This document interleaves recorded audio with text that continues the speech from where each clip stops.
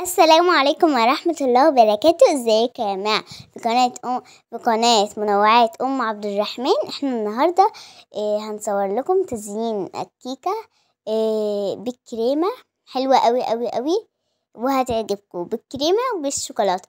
طبعا اول حاجة قسمنا التورتة نصين وبعدين حطينا فيها الكريمة زي ما انتم شايفين. بنحط الكريمة كده حلوة قوي. الكريمة دي كانت طعمها حلو قوي وكانت الكيكة ذات نفسها طعمها تحفة تحفة تحفة تحفة والكريمة يعني حلوة قوي.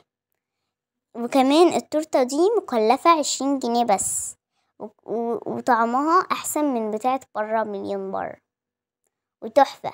بتاعة برا ب80 جنيه 100 جنيه 200 جنيه. طبعا يا جماعة احنا هنعمل كل جمعة بس مباشر المغرب، بعد المغرب بشوية كده هنعمل. بس تابعونا كتير قوي. يا ريت تنورونا واعملوا تعليقات واعملوا لايكات واعملوا اشتراك في القناة.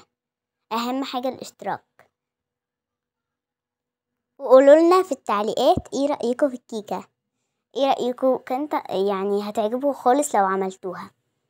وهنبدأ اللي احنا نحط عليها الوش بقى.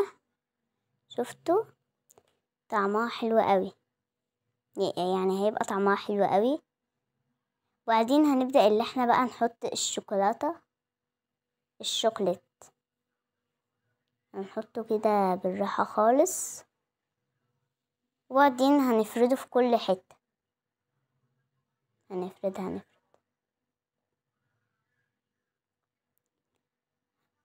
هنفرد بقى الصوص الشوكولاتة.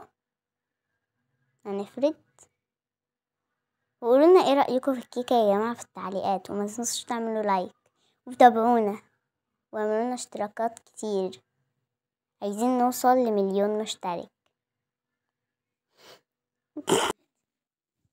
طبعا يا جماعة ما تنسوش تعملوا لايك واشتراك في القناة واعملوا تعليقات كتيرة قوي قوي قوي واعملوا اشتراك عشان يوصل لكم كل فيديو جديد من فيديوهاتنا. باي. السلام عليكم ورحمة الله وبركاته.